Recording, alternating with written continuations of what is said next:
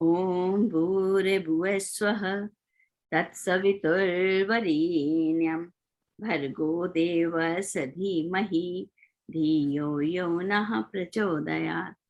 परम पूज्य गुरुदेव वंदे माता जी, माँ गायत्री। मेरा भाव भरा नमन और आप सभी को मेरा प्रणाम। आप सभी का स्वागत है प्रज्ञा पुराण की इस अनवरत जो स्वाध्याय चल रहा है, जिसके अंदर हम पढ़ रहे हैं कि मानव महामानव कैसे बने।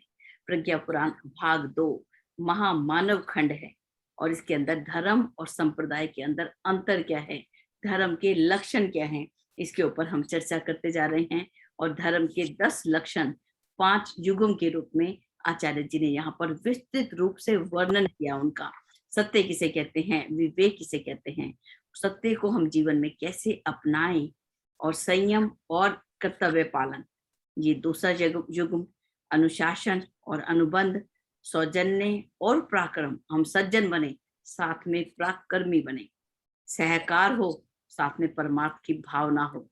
हमारे भारत की संस्कृति विश्व संस्कृति के रूप में किस प्रकार से धर्म की व्याख्या करती है, उसका विस्तृत रूप आचार्य जी ने यहाँ ऋषियों के माध्यम से वर्णन किया कि ऋषि आपस में बातचीत कर रहे हैं। वो जो रिसर्च स्कॉलर्स बोला जाता है, ऋषि का अर्थ है जो भी रिसर्च के स्कॉलर्स हुए, हमारे विद्वान हुए, साइंटिस्ट हुए, वो आपस में जब इतने बड़े बड़े लोग आपस में चर्चा कर रहे हैं कि आज समाज में कौन सी समस्याएं हैं और उनका समाधान कैसे हो, उसके लिए विशेष सत्र आयोजित किए जाते। उन सत्रों के अंदर सब लोग बैठकर उस पर चर्चा करते कि आज की समस्याएं क्या हैं और उनका समाधान कैसे करना है। तो उसके हम आज चलते हैं जो श्लोक नंबर 49 से ऊपर की जो एक कहानी है। 49 से पहले जो एक कहानी आती है वो कल रह गई थी, उसको हम देख लेते हैं। वाग्भट जी की साधना। और हम अपने आप को म्यूट रखें प्लीज, ठीक है। तो चलते हैं वाग्भट जी की साधना के अंदर। कहते हैं पराक्रम की सार्थकता कैसे होती है, हम पराक्रमी हैं तो हम कैसे जानेंगे उसमें हमारे पास कौन कौन से गुण हैं। पहला, हम श्रमशील हैं, ठीक है, हम बहुत मेहनत करते हैं। मेहनत तो कोई भी करता है, लेकिन उसके साथ क्या हमारे पास लगन है, प्रचंड संकल्प बल है। ये तीनों गुण हमारे पास हैं। तो इन तीनों के समन्वय के कारण ही पराक्रम जो है वो सार्थक होता है। अब किस प्रकार से है उसका उदाहरण दिया कि धनवंतरी के विद्यालय में वाग्भट आयुर्वेद पढ़ रहे थे। उनकी पीठ में एक भयंकर फोड़ा निकला, ठीक है। उपचार के लिए एक जड़ी की आवश्यकता पड़ी। गुरुदेव ने उसका नाम बताया, आकृति समझाई और वन प्रदेश से उसे खोजने लाने के लिए भेज दिया। अब गुरुदेव ने क्या बोला, एक जड़ी बूटी दिखाई, उसका नाम बता दिया, उसकी आकृति समझा दी और बोला जाओ वन में जाकर इसको ढूंढ के लाओ। वाग्भट 3 महीने तक ध्यान पूर्वक जड़ी बूटियां खोजते रहे। अनेक प्रकार की देखी समझी तो, लेकिन जो औषधि गुरु ने मंगाई थी वो तो मिली नहीं, वापस लौट आए। अब धनवंतरी जब वापस आए, उन्होंने एक एक जड़ी बूटी जो उनको वन में मिली उसकी पूरा बताया कि मुझे ये वाली जड़ी बूटी मिली, इसके ये गुण है, ये इसका धर्म है, ये उसका स्वभाव है, इस औषधीय गुण से भरपूर है, उसकी कितनी ऊंचाई होती है, वो कौन से मौसम में अच्छे से खिलती है। सब कुछ जानकारी लेकर जब ये वृतांत आकर उन्होंने अपने गुरु को सुना दिया और उनकी ज्ञान वृद्धि और उसकी नई खोज पर बहुत प्रसन्न हुए गुरु। दूसरे दिन वो अपने छात्र को लेकर अपने पास के खेत में गए और जो औषधि थी उसको उखाड़ के ले आए और उसको सेवन कराई। तो जिसको ये फोड़ा हुआ था, जो उसको वो ठीक हो गया। जो अवसर पाकर मौका मिला तो वाग्भट जी ने अपने गुरु से पूछा कि भगवान आप एक बात बताओ कि औषधि तो आपके पास में थी, फिर आपने मुझे ऐसे प्रयास के लिए क्यों भेजा, वो जड़ी बूटी खोजने के लिए आपने मुझे क्यों भेजा। बड़ा कष्ट पाया मैंने, जैसे कष्ट साध्य था वो। तो धनवंतरी ऋषि ने कहा कि वत्स, प्रयोजन लाभ की तुलना में ज्ञान और अनुभव का संपादन अधिक महत्वपूर्ण है। कि केवल इस अपने प्रयोजन को पूरा करने मेरा उद्देश्य नहीं था, मैं चाहता था तुम्हारे ज्ञान में, तुम्हारे अनुभव में वृद्धि हो, तुम इस कारण इतना पुरुषार्थ कर सके, वह लाभ अनायास की उपलब्धि से कहाँ मिल जाता। अचानक ही आपको ये जड़ी बूटी मिल जाती, मैं बोलता जाओ पीछे से तोड़ के ले आओ, फिर तुम अपने ज्ञान को कैसे बढ़ा सकते। तो देखिए कितनी बड़ी बात है, जब भी हमें किसी काम में भेजा जाए तो हमने उसको पूरा कंप्लीट, पूरे मन लगाकर हमने उसको मनोयोग से उसको मेहनत भी कर रहे हैं, तो उसका परिणाम सार्थक होना ही चाहिए। और सार्थक कैसा होगा, हम श्रमशील बने, लगन हो और प्रचंड संकल्प बल के धनी हो। इस तरीके से हमें ये सब कुछ बताया जा रहा है। आज चलते हैं श्लोक नंबर 49 की ओर, 49।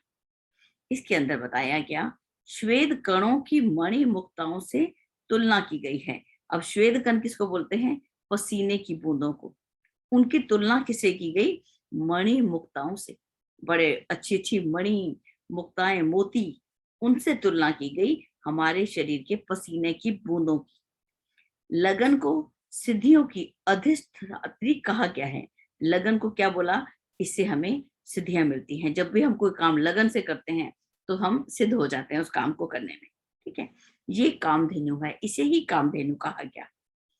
तत्परता और तन्मयता, हम कोई काम है हम उसको टाल मटोल कर देते हैं, अच्छा कल करेंगे, तो वह उसको तत्पर नहीं कह सकते।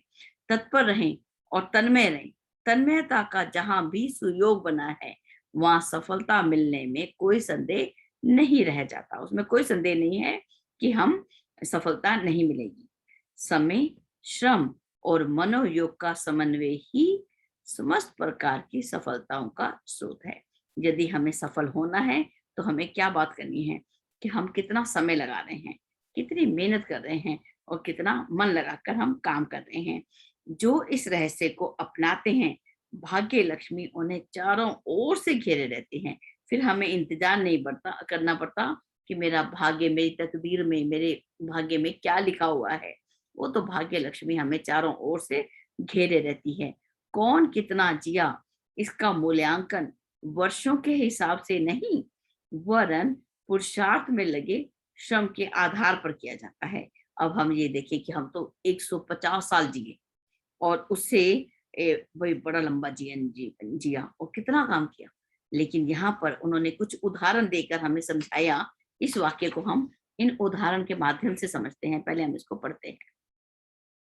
कहते हैं कि अकेला, ये व्याख्या के अंदर चले हम, अकेला श्रम भी निरर्थक है। अकेला श्रम तो कोई भी करता है, ठीक है, केवल श्रम कर रहे हैं, मालूम नहीं किस तरह से करना है, ज्ञान ही नहीं है अंदर।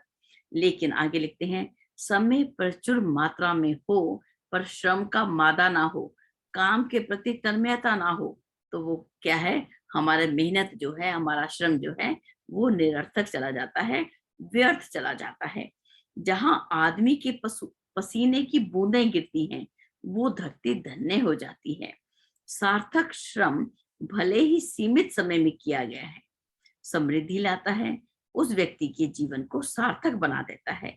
यदि हमने सार्थक श्रम का किया, अब सार्थक श्रम कैसे हुआ कि उसके अंदर हम समय का भी ध्यान कर रहे हैं, हमें मन भी लगा रहे हैं, लगन भी है और निरंतरता भी है, तत्परता भी है, तो हम अपना जो काम है उसको हम सीमित समय में कर लेंगे। ठीक है, समृद्धि लाता है ऐसा काम जो है, समृद्धि भी लाता है और उस व्यक्ति के जीवन को सार्थक बना देता है। अब जिस व्यक्ति के अंदर ये सारे गुण हैं तो उसका जीवन कैसे होगा, वो सार्थक हो जाएगा। कैसे, उदाहरण दिया, स्वामी विवेकानंद, आदि शंकराचार्य, संत ज्ञानेश्वर बहुत कम समय तक जिए। उनका जीवन काल देखें तो बहुत कम समय का था, पर जितना कार्य इस अवधि में वो कर गए वह इतिहास के स्वर्णिम अक्षरों में लिखा गया। आज हम उसको सभी जानते हैं, कितना सारा काम कर दिया। पुरुषार्थ एवं मनोयोग जहां हो, जहां पे पुरुषार्थी हैं हम और मन लगा के काम करते हैं, वहां कम समय में भी बहुमूल्य विभूतियां अर्जित की जा सकती हैं। वहां कम समय में ही हम बहुत सारे काम कर सकते हैं। कैसे, इसके उदाहरण देके समझाया। देखिए, स्कॉटलैंड में जेम्स किस्टम नाम के एक बालक है। उसने 12 वर्ष की अवधि में, अपने जीवन के पहले 12 साल में ही अरबी, ग्रीक, यहूदी, फ्लेमिश सहित विश्व की 12 भाषाएं उसने सीख ली थी। 20 वर्ष तक वह विज्ञान की सभी भाषाओं का पंडित हो गया था। उसके और सामान्य व्यक्ति के आहार और जीवन क्रम में कोई विशेष अंतर नहीं था। वो जैसा जीवन जीता था, जैसा आहार करता था, जैसा उसका जीवन क्रम था, उसमें और सामान्य व्यक्ति के अंदर कोई अंतर नहीं था। एक और उदाहरण दिया, फ्रांस में एक जन्म हुआ लुइस कार्डक, मात्र 9 वर्ष की आयु के थे, तभी अंग्रेजी, फ्रेंच, जर्मन और अन्य यूरोपीय भाषा बोल लेते थे। अब यहाँ पर कितनी बड़ी बात है। अब आगे देखिए कि 9 वर्ष की आयु तक पहुंचने हुए इतने इंटेलिजेंट हो गए थे कि कोई भी प्रोफेसर गणित, इतिहास और भूगोल में उनकी बराबरी नहीं कर पाता था। इतना इंटेलिजेंट बच्चा, जो ज्ञान और बौद्धिक क्षमताएं इतने अधिक अध्ययन और अभ्यास से विकसित हो पाती हैं, और वो उसके अंदर सब विकसित हो गई। ये हम यहाँ पे इसको छोड़ते हैं, आगे चलते हैं। ब्लेस पास्कल, पास्कल के अंदर उनका उदाहरण दिया कि 12 वर्ष की आयु में ही ध्वनि शास्त्र पर उन्होंने निबंध लिखा और सारे फ्रांस को उन्होंने आश्चर्य में डाल दिया था। और उदाहरण, जीन फिलिप बेरोटियर, ये नाम है होगा, कैसे प्रोनाउंस करना है हमें नहीं मालूम, फिलिप का नाम से समझ लेते हैं। 14 वर्ष की आयु में ही डॉक्टर ऑफ फिलोसफी की उपाधि उनको मिल गई थी। उनकी स्मरण शक्ति इतनी तीव्र थी कि दिन याद कराने की देर होती थी, उस दिन की व्यक्तिगत, राष्ट्रीय और अंतरराष्ट्रीय घटनाओं भी टेप की भांति दोहरा सकते थे। उनको ऊपर बोल देते कि हम मान लो कोई एक दिवस बता देते, उस दिवस को उनके जीवन में क्या हुआ था, अपनी व्यक्तिगत, समाज में क्या हुआ, राष्ट्र में क्या हुआ, विश्व में जो घटनाएं हुई थी, उनको वो कैसे दोहरा देते, जैसे कि रिकॉर्ड की हो पहले से ही। आगे एक और व्यक्ति का उदाहरण दिया, जॉनी नामक ऑस्ट्रेलियाई बालक की जब 3 वर्ष की आयु में विद्यालय में प्रवेश कराया गया, तो वह उसी दिन से 8वीं कक्षा के छात्रों की पुस्तकें पढ़ लेता था। तो ये एक उदाहरण यहाँ पर दिए गए किस प्रकार से हैं। ये उदाहरण बताते हैं कि आयु कभी प्रतिभा, सफलता में बाधक नहीं होती। हम आयु के अंदर हम अपने आप को नहीं बांधे कि हम जब बड़े होंगे 60 साल में हमारी इतनी नॉलेज होगी। कई बार वो जो नॉलेज है 10 साल का बच्चा भी 60 साल के व्यक्ति से भी ज्यादा जानता है। तो आयु कभी भी इसमें बाधक नहीं होती। यदि लगन हो तो संचित संस्कारों को जगाकर कम आयु में भी वे उपलब्धियां प्राप्त हस्तगत की जा सकती हैं, जो बड़ी आयुष वाले व्यक्ति पाने के लिए कोशिश करते रहते हैं। आगे और भी उदाहरण दिए उन्होंने। एक व्यक्ति का नाम बताया, दांते के नाम से व्यक्ति है, उसने 9 वर्ष की आयु में भावपूर्ण कविताएं लिखी थी। कैंट ने 10 वर्ष की आयु में अपने दार्शनिक लिटरेचर से विद्वानों को भी चकित कर दिया था। गेटे ने 10 वर्ष की आयु में एक कहानी गढ़ी थी जिसको उसने 7 भाषाओं में लिख डाला था। ब्रायन 8 वर्ष की आयु में अच्छे कवियों की पंक्ति में बैठने लगे थे। भारतेंदु हरिश्चंद्र ने भी 9 वर्ष की आयु में कविताओं की समस्या पूर्ति करने में ख्याति अर्जित कर ली थी। कहते, लास्ट लाइन जो है इसको सुने ध्यान से, महाकवि तुलसीदास का जन्म लेते ही राम नाम लेना अतिशोक्तिपूर्ण नहीं अपितु अकाट्य सत्य है। जन्म लेते ही उनके मुंह से जो स्वर निकला वो राम था। इसके ऊपर भी हम इसको मान सकते हैं। आगे चलते हैं एक छोटे से उदाहरण की ओर। पुरुष सहमोपति लक्ष्मी, देखिए क्या लिखते हैं इसके अंदर। कहते हैं साधन कितने ही न्यून हो, मान लिया हमारे जीवन में साधन कम है, परिस्थितियां कितनी ही प्रतिकूल हो, मनस्वी जो होते हैं अपने पराक्रम, अपने पुरुषार्थ से, मनोयोग की साधना से असंभव को भी संभव कर दिखाते हैं। कैसे? एक अमेरिका का एक टॉमसन नामक व्यक्ति जो था, बड़े ही गरीब परिवार में उसका जन्म हुआ। रोटी मिलना भी बड़ा दुर्लभ था, लेकिन उनमें वे गुण बड़े प्रारंभ से ही थे जिनके सहारे गरीबी दूर की जाती है। कहते हैं कि जब पैसा आ जाता है, जिन लोगों के अंदर दुर्व्यसन होते हैं वो उस पैसे को भी समाप्त कर देते हैं, या जिन्हें आगे बढ़ना है वे उन्नतिशीलों की परंपरा को अपनाते हैं। अब जिसने आगे बढ़ना है, धन आ भी जाए तो वो दुर्व्यसन में नहीं जाते, वो जीवन में आगे बढ़ते चले जाते हैं, ऐसी परंपरा को अपनाते हैं तो कहते हैं टॉमसन ने वही किया, एक एक कदम आगे बढ़ते गए और व्यवसाय क्षेत्र में इतने बड़े कि युवा अवस्था के अंत तक वे करोड़पति हो गए। उनने अपने साथियों को साथ लिया और उन्हें भी गरीबी से छुड़ाया। देखिए, केवल अकेले ही नहीं निकले, अपने साथियों को भी उन्होंने आगे बढ़ाया। आगे लिखते हैं गुरुदेव, बैसाखी के सहारे चलने वाले प्रतिस्पर्धाएं नहीं जीत सकते। जो भी बैसाखी के सहारे, अब इसका क्या अर्थ है कि बैसाखी के सहारे चलना मतलब कि हम जब तक दूसरों पे डिपेंड होकर चलते हैं, दूसरों का सहारा लेकर हम काम करते हैं, दूसरों का वेट करते रहे कि वो व्यक्ति आएगा और मेरे घर के बर्तन साफ करेगा, वो व्यक्ति आएगा और मेरे घर में सफाई होगी, अदरवाइज मैं वेट ही करती रहूंगी, ऐसा नहीं। बैसाखियों के सहारे चलने वाले व्यक्ति प्रतिस्पर्धाएं मतलब कंपटीशन को वो नहीं जीत सकते। दूसरे पर हम डिपेंडेंट नहीं होना, इंडिपेंडेंट होकर अपने काम को हम स्वयं करें। हम दूसरों का क्यों इंतजार करते हैं? तो वो व्यक्ति ही कंपटीशन जीत सकता है। इसी तरह संयोग जन्य सफलताओं पर कोई देर तक टिका नहीं रह सकता। प्रगति के स्वनिर्मित मार्ग पर ही मनुष्य देर तक आनंद पूर्वक चलता रह सकता है। प्रगति के जो स्वनिर्मित मार्ग पर, जो हमने अपनी उन्नति का जो मार्ग हमने स्वयं बनाया है। अभी हम वानप्रस्थ पे चर्चा कर रहे थे कि स्वयं उगाए हुए भोजन फल खाता है, तो यहाँ पर हम उसको देखें कि हम अपना मार्ग स्वयं बनाए जिस पर हम आनंद पूर्वक चल सकें। ठीक है, तो इसको हम यहाँ पर समझ सकते हैं। आगे चलते हैं। एक और उदाहरण दिया पुरुषार्थ के बल पर। अब वो कैसे? अब ये था, हमने समझा। आगे चलते हैं कि दुर्भाग्य ने आदि से अंत तक पीछा न छोड़ा। एक व्यक्ति ने पुरुषार्थ की लड़ाई आजीवन जारी रखी। कैसे? कहते पारसी समाज में पैदा हुए रुस्तम जी अपंग जैसी उनकी स्थिति थी। जब उनका जन्म हुआ तो कैसे थे?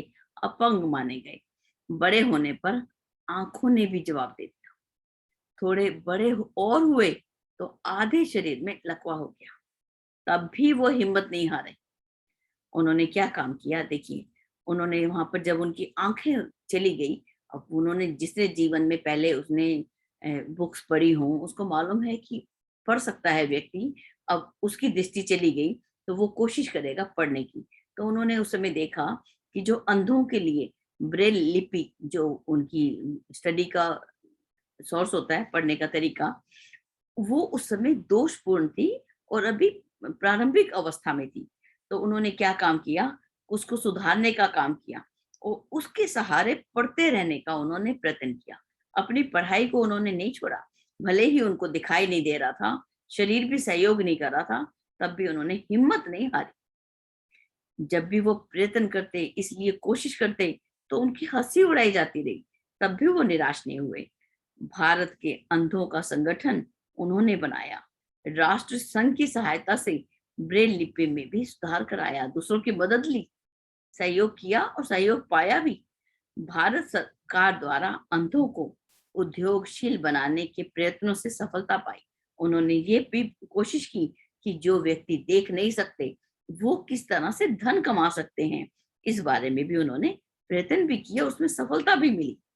अब रुस्तम जी की लगन, हिम्मत और सेवा के उपलक्ष्य में भारत सरकार ने उन्हें पद्मश्री से विभूषित किया।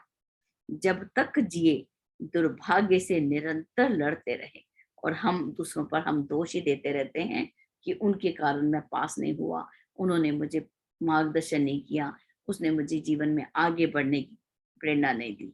हम दूसरों पर ही दोष लगाते हैं। और यहाँ पर देखिए किस प्रकार का शरीर था और किस प्रकार के उन्होंने ऐसी कोशिश की कि ऐसा पराक्रमी, इसी को पराक्रम की श्रेणी में हम ला सकते हैं कि जिनको पद्मश्री, उनको भारत ने उनको किस प्रकार से विभूषित किया, पद्मश्री से।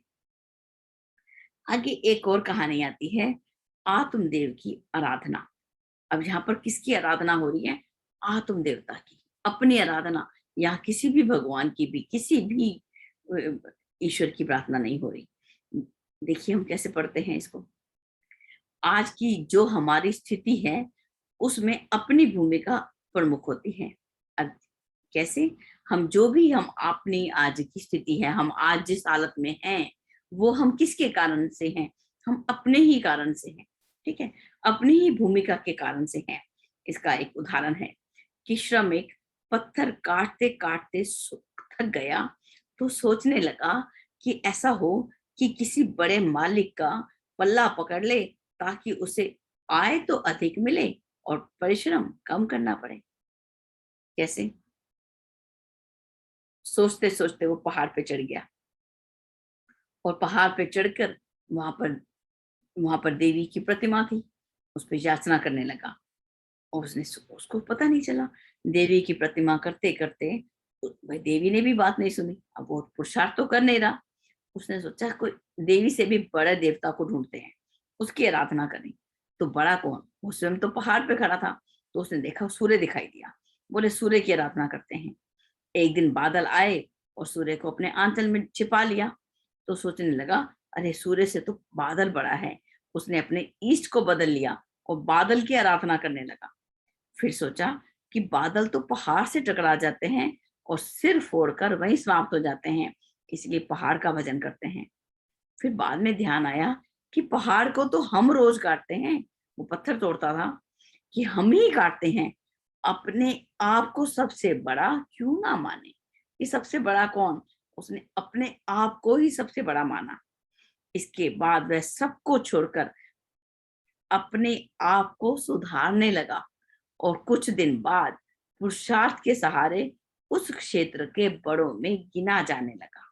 यह कारण लगन और अध्ययन की प्रवृत्ति के सहारे पूर्ण होता है, भले ही समय थोड़ा लगे। उसने यहाँ पर लगन, अपना श्रम किया, लगन की, मनोयोग लगाया, परिश्रम किया, सूझबूझ के सहारे। जब उसने आत्म देवता की पूजा की, अपनी ही आराधना की, अपना मूल्य समझा, तब उसने आगे वो बढ़ गया। आगे चलते हैं, एक और कहानी छोटी सी। उसके अंदर आता है, जहाज बनकर रहे। कैसे? उन दिनों जब पहले समय की बात हो रही है, केवल जो समुद्र के ऊपर या नदियों के ऊपर केवल नौका ही चलती थी। बड़े जो जलयान थे, जो हम समुद्री जहाज बोलते हैं, वो नहीं बने थे। उनकी कल्पना और योजना एक व्यक्ति ने नेपोलियन के सामने रखी। और वो व्यक्ति कौन था? Robert Fulton. जब उसने यह योजना नेपोलियन के आगे रखी, तो वो आग बबूला हो गया नेपोलियन, और केवल एक शब्द कहकर उसको वहां से भगा दिया कि मेरे पास ऐसी बकवास सुनने का समय नहीं है।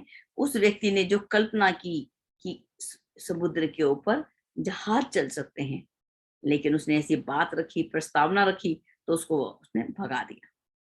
डबलिन की रॉयल सोसाइटी के इंजीनियर लॉरेस्कर ने, उन दिनों जाने माने वो शिल्पी थे, उन्होंने भी जब जलयान के बारे में, समुद्री जहाज के बारे में उन्होंने अपनी एक प्रस्तावना रखी कि ऐसा हो सकता है कि समुद्र पर जहाज चल सकते हैं। तो उनको, सबको कैसी उनकी बात कैसी लगी, बचकानी नहीं बात लगी। बोली ये तो केवल इस तरह से केवल मनोरंजन का खिलौना बन सकता है, कि आप अपने मनोरंजन के लिए कोई खिलौना बन लो। उनकी कल्पना को किसी ने भी उनको समझा नहीं। सभी आज हम जानते हैं, इस प्रकार के विरोध हुए, उपहास हुए, उसके बावजूद भी आज जलयान बने हैं और पूरी तरह सफल भी हुए हैं। जब भी कोई व्यक्ति इस प्रकार की कल्पना करता है, या हमारे सामने इस तरह की प्रस्तावना लाता है, या हमारे मन में ही इस प्रकार की कल्पनाएं आती हैं, तो हमें उस पर विचार जरूर करना चाहिए। आज हम देखें तो आज के समय की कल्पनाओं को यदि हम देखें, तो कितने सारे बिजनेस हम देखते हैं।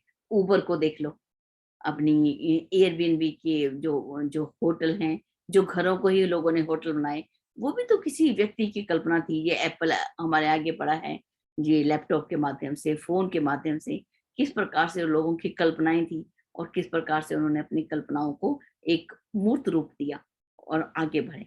तो हमें आगे दूसरों को समझना समझने का प्रयास जरूर करना चाहिए। अपने आप को समझे, दूसरों को भी समझे। आगे एक और कहानी आती है, लगन ने बढ़ाया। लगन ने कैसे किसी व्यक्ति को आगे बढ़ाया। अब शल्य विज्ञान किसको बोलते हैं? सर्जरी। जो अब डॉक्टर जो हैं सर्जन होते हैं, सर्जरी करते हैं, उसके क्षेत्र में अनेक अनुसंधान आविष्कार करने वाले जॉन हंटर से किसी ने पूछ लिया कि आपकी इन सफलताओं का कारण क्या है, कि आप कितने सफल रहे हैं। उन्होंने कहा, मैं पूरी गहराई से यह विचार करता हूँ कि कल्पना और क्षमता की दृष्टि से वह काम संभव है और सही है क्या, जो आज की परिस्थितियों में शक्य है। उसी में हाथ डालने की आदत ने मुझे अनेक सफलताएं दिलाई हैं।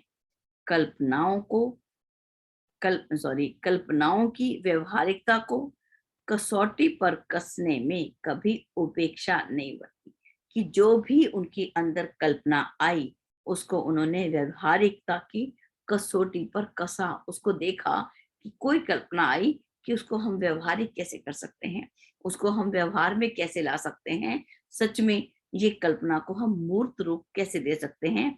इस लगन ने ही उनको आगे बढ़ाया और साइंस के विज्ञान के आविष्कार उन्होंने कितने सारे किए। आगे चलते हैं, एक और कहानी है बहुत ही सुंदर। कहते हैं मरकर बोले, कोई व्यक्ति मरने के बाद भी बोल सकता है, तो इसका उदाहरण है यहाँ पर। अब किस प्रकार से है कि आक्रमणकारी जो जर्मन थे, उनके विरुद्ध जो चेक लोग थे, उन्होंने अपनी मातृभूमि की रक्षा के लिए कट कट कर लड़ रहे थे। बहुत भयंकर युद्ध हो रहा था। और युद्ध किन किन के बीच में हो रहा था? जर्मन और चेक लोग हैं। ये चेकोस्लोवाकिया, मालूम नहीं ये कौन से एरिया की बात हो रही है। तो भी अब एरिया कोई भी हो, लेकिन यहाँ पर जो बात है, युद्ध हो रहा है जर्मन के और चेक लोगों के बीच में। और यहाँ पे जो मरने वाले लोग थे वो कौन थे? चेक लोग जो हैं, ये ज्यादा मर रहे थे। तो भी तब भी जर्मन की सेना और साधन अधिक होने से उनमें उदासी छाने लगी। अब जो ये चेक लोग थे, इनके अंदर उदासी आने लगी कि हम तो हारने वाले हैं, अंदर से महसूस होने लग गया। अब जो चेक के जो जनरल हैटमैन थे, वो लड़ाई में बुरी तरह घायल हो गए। मरने से पहले उन्होंने अपने साथियों से कह दिया कि मरने के बाद मेरे शरीर की जो चमड़ी है उसको उखाड़ लिया जाए, उसको अलग कर दिया जाए और उसका ढोल बनाकर, ढोल मढ़कर, जैसे हम ढोल बनाते हैं तो उस पर एक लेदर लगा होता है, चमड़ी लगी होती है।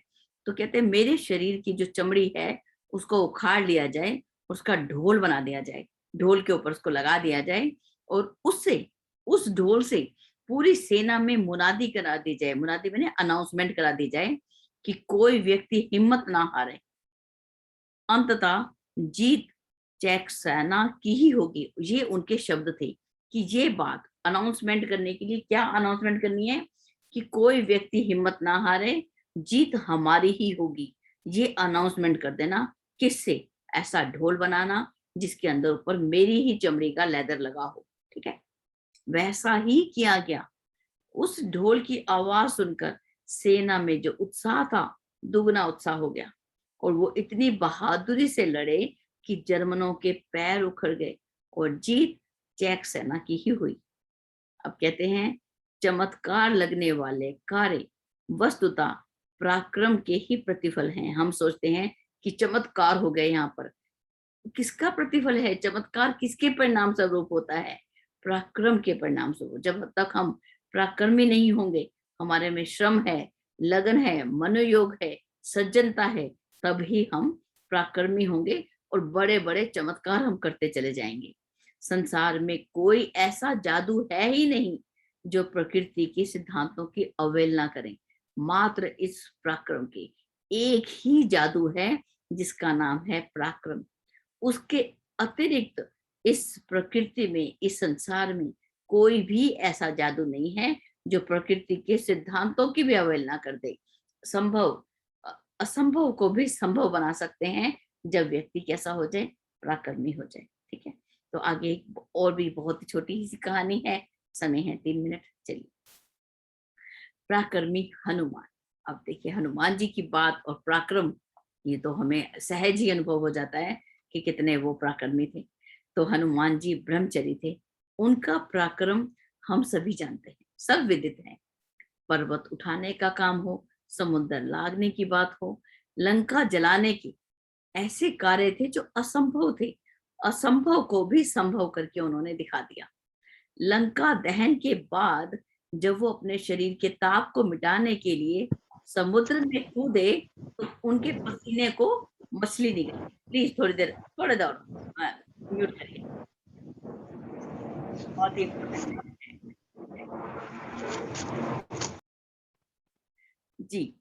जब वो अपने इसको लंका दहन के बाद जब अपने शरीर का ताप मिटाने के लिए समुद्र में कूदे तो उनके पसीने को कौन निगल गई? मछली निगल गई। अब कथा के अनुसार जब हम रामायण पढ़ते हैं, हमने इस बात को सभी जानते हैं कि उस पसीने को, पसीने की शक्ति को देखिए कि उस पसीने की शक्ति से उस मछली ने मकर ध्वज को जन्म दिया था। ये मकर ध्वज का वृतांत कहाँ पर आता है? जहां पर अहिरावण आता है। जब अहिरावण के पास, जब अहिरावण राम और लक्ष्मण को पाताल लोक में लेके गया तो उस समय भगवान हनुमान जी वहां पर जब गए तो वहां का द्वारपाल था मकर ध्वज। तो उससे पूछा कि तू कौन है? तो बोले मैं हनुमान का पुत्र हूँ। बोले हनुमान का पुत्र है? मैं ब्रह्मचारी, मैंने आज तक मेरे जो इतना बड़ा ब्रह्मचर्य का पालन किया है मैंने, तो ये कैसे हो गया? तो उन्होंने बताया कि आपने जब लंका दहन के बाद अपने शरीर का ताप मिटाने के लिए आप समुद्र में कूदे थे तो आपका जो शरीर का पसीना था उस बूंद को वो मछली निगल गई थी। तो उससे जो मकर, मकर तो उसी को बोलते हैं ना, मकर उसी जाति को बोलते हैं। तो मकर ध्वज नाम का जो है पुत्र का जन्म हुआ था। इतना बड़ा पराक्रम, इतना बड़ा ब्रह्मचर्य। तो बहुत ही सुंदर सुंदर हमने आज पराक्रम के बारे में व्याख्या सुनी। और आज हम चलते हैं श्लोक नंबर 54 को एक बार हम पढ़ लेते हैं और पुण्य कल हम इसको दोबारा से पढ़ेंगे। श्लोक नंबर 54। साहस बाजी मारता है, पुरुषार्थ का फल सभी को मिलता है। आलसी भाग्य की दुहाई देते हैं और दूसरों पर दोष लगाते हैं। पुरुषार्थी अपनी योग्यता को बढ़ाते हैं, चंचलता को पास फटकने नहीं देते। जिस काम को हाथ में लेते हैं उसे प्रतिज्ञा पूर्वक करते रहते हैं। अब ये जो इंपॉर्टेंट लाइन गुरुदेव ने लिखी, असफलता का तात्पर्य है कि पूरे मन और पूरे श्रम के साथ पूरे समय तक काम न करना। जो इस तथ्य को जानते हैं वो असफलता मिलने पर निराश नहीं होते, वरन दूने मनोयोग के साथ काम करते हैं और सिद्धि को प्राप्त कर समस्त सुखों को अपनी मुट्ठी में कर लेते हैं। तो बहुत ही सुंदर एक श्लोक है ये। 1 2 3 4 5 6 श्लोक, 6 श्लोक जो है 54 से लेकर 59 तक उसका जो है यहाँ पर बताया गया। तो बस इसी के साथ हम 2 अक्षर और 2 लेने और भी हैं, अर्थ वो भी पढ़ लेते हैं। संसार में आज तक किसी को भी कुछ अपने आप से नहीं मिल गया, इसीलिए किसी को दोष देने, ईर्ष्या